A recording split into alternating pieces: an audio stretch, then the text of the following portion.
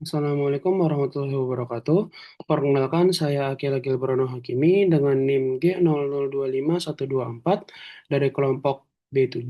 Pada kesempatan kali ini saya akan membahas tentang laporan anatomi di blok 1.3. Yang pertama, ada nomor satu, ada seseorang bernama Dava sedang menonton One Piece dari episode 1. Ketika ia melihat Zoro yang memiliki perut chestplate, Dava juga ingin memiliki perut chestplate.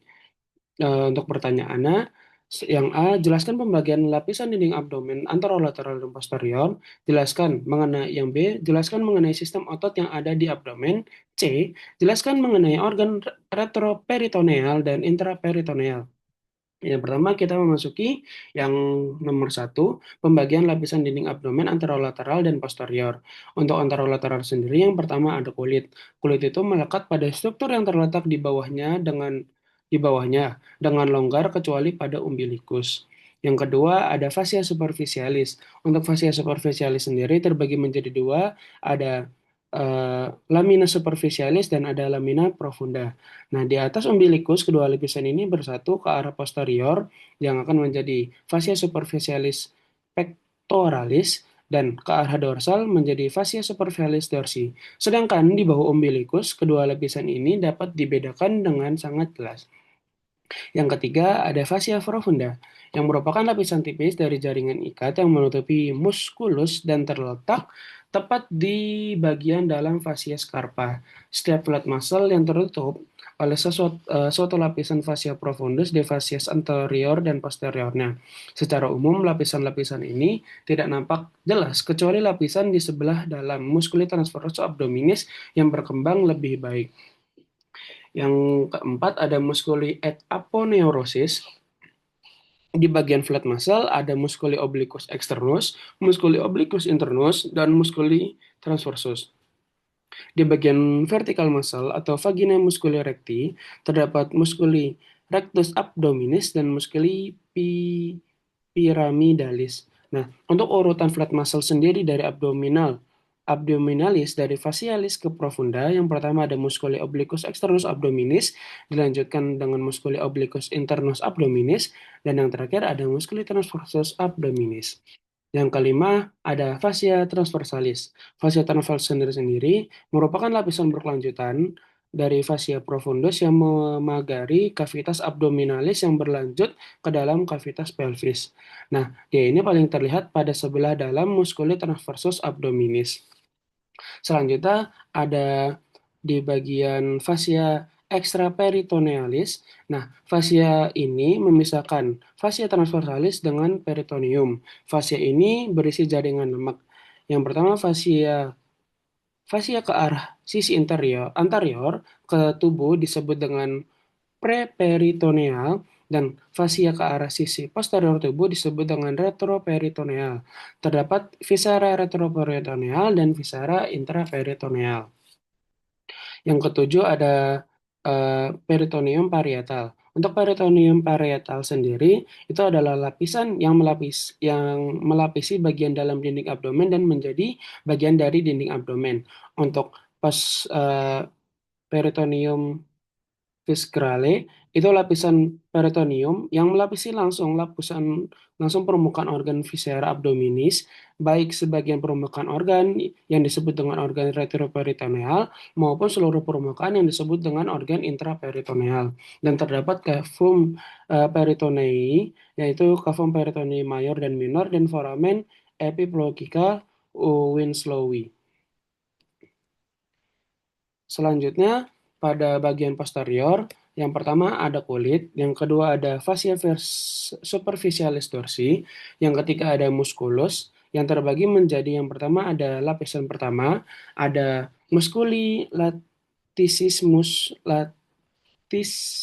dorsi, dan pada lapisan kedua ada musculi obliquus externus abdominis, musculi erector spinae, musculi longissimus dorsi, dan musculi serratus posterior inferior.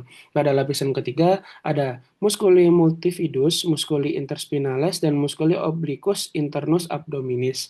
Dan pada lapisan keempat terdapat musculi quadratus lumborum, musculi iliopsoas, dan musculi transversus abdominis. Yang keempat ada fascia ekstraperitoneal. Yang kelima ada parietum parietal. Selanjutnya sistem otot yang ada di abdomen. Nah, untuk sistem otot yang ada di abdomen ada eksternal oblik, arahnya itu ke medial inferior seperti masuk ke dalam saku. Nah, fungsinya itu untuk fleksi trunk, rotasi ke arah berlawanan, dan meningkatkan tekanan abdomen. Untuk transversus abdominis, itu serat-serat melintang yang berfungsi utama untuk stabilisasi dan meningkatkan tekanan intraabdominal. Yang ketiga ada recto abdominis, otot-otot vertikal di linea alba yang berfungsi untuk fleksi trunk dan meningkatkan tekanan intraabdominal. Yang ketiga ada piramidalis, yaitu yaitu kecil dan menegang linea alba pada beberapa orang saja. Yang terakhir ada otot-otot posterior yang ikut peran fungsional quadratus lumborum yang itu untuk stabilitas pinggang, membantu lateral flexion, psoas major, seperti flexus pinggul dan iliacus. Selanjutnya ada organ intraperitoneal dan retroperitoneal. Nah, untuk organ intraperitoneal itu adalah organ-organ yang permukaannya dilapisi peritoneum, berada dalam kavitas peritonealis yang meliputi seperti gaster, duodenum pars superior, jejunum, ilium, appendix, vermiformis, colon transversum, colon sigmoidea, cauda pankreas, lien, dan hepar. Yang kedua, ada retroperitoneal, yaitu berada di luar kavitas peritoneum, dilapisi dengan peritoneum yang hanya di permukaan anterior saja, bukan seluruh permukaan seperti organ intraperitoneal.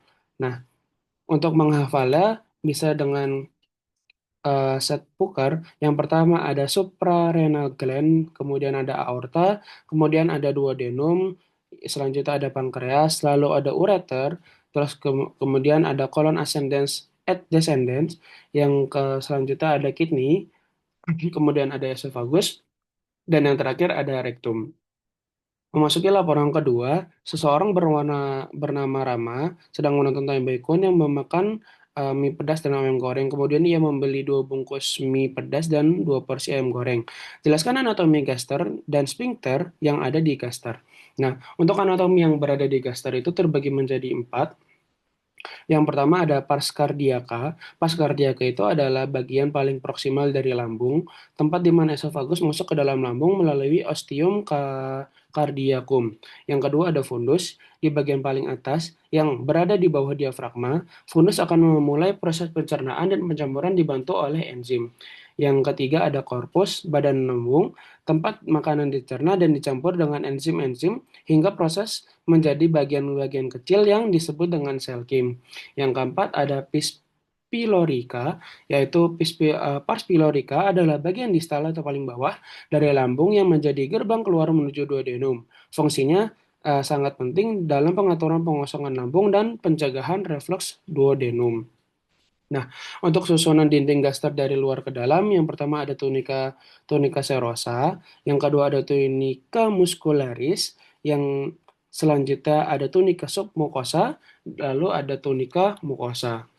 Nah, untuk sphincter sendiri terbagi menjadi dua, ada sphincter esophagus bawah dan ada sphincter pylorus. Untuk sphincter esophagus bawah dulu, terletak di perbatasan esophagus dan paskardia lambung, tepat pada ostium cardium. Meski disebut sphincter, LES bukan otot sphincter otomatis yang tampak jelas, melainkan sphincter fungsional yang terbentuk dari tonus otot-otot bagian distal esophagus. Kemudian ada tekanan negatif intratorakal, kemudian ada dukungan diafragma. Nah, untuk fungsi LAS sendiri itu berperan sebagai penjaga pintu masuk makanan dari esofagus ke lambung. Dan dia itu akan menutup kembali dan mencegah refluks di isi lambung ke dalam esofagus yang mana isi lambung itu ya bersifat sangat masam. Nah, LAS itu menjaga agar pH rendah lambung itu tidak naik ke dalam ke atas dan merusak mukosa esofagus yang akan menyebabkan terjadinya heartburn. Kemudian ada sphincter pylorus, terletak di ujung distal gaster bagian bawah di perbatasan antara pars pylorica dan duodenum. Berbeda dengan LES, sphincter pylorus adalah sphincter anatomi sejati berupa penebalan otot-otot sirkular. Untuk fungsi utamanya, yang pertama untuk mengatur keluar sel Kim, yang kedua ada memastikan hanya partikel-partikel makanan berukuran kurang dari 2 mikromili yang bisa lewat melalui seleksi mekanik. Yang ketiga, mencegah refleks duodenogastrik, yaitu aliran balik empedu dari cairan pankreas yang bisa mengiritasi lambung. Nah, ia itu bekerja dengan mekanisme kontrasiktonik dan periodik. Kemudian, pada laporan ketiga, seseorang bernama Laka, dia adalah seorang siswa dari kelas 11, mempunyai perutnya itu sakit sejak pagi dan rasa nyeri muncul di sekitar pusar dan hanya terasa seperti kram ringan. Nah, untuk pertanyaannya, jelaskan letak-letak appendix, letak yang paling umum, cara pengukuran beserta nama garis dan titik pengukurannya. Untuk appendix terbagi menjadi 5. Yang untuk letak appendix terbagi menjadi 5. Yang pertama ada appendix retrocaecal, terletak di bagian belakang yang mengarah ke atas yang merupakan bentuk paling umum. Jadi bentuk paling umum itu adalah appendix retrocaecal. Yang kemudian ada appendix postilealis yang terletak lebih mengarah ke kiri di bagian belakang ilium dan mesenterium. Yang ketiga ada appendix pelvicum, yaitu mengarah ke bawah melewati psoas mayor dengan ujungnya melebihi tipis atas panggul bawah.